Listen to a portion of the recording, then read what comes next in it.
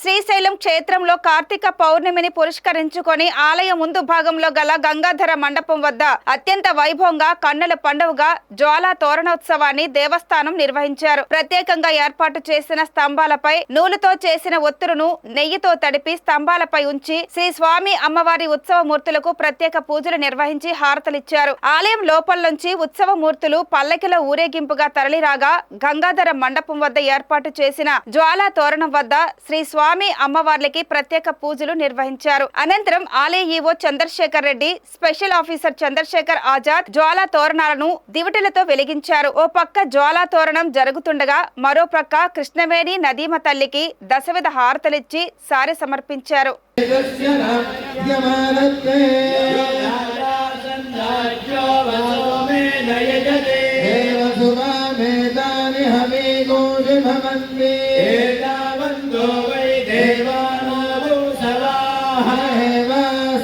भवान् प्रयच्छन्ति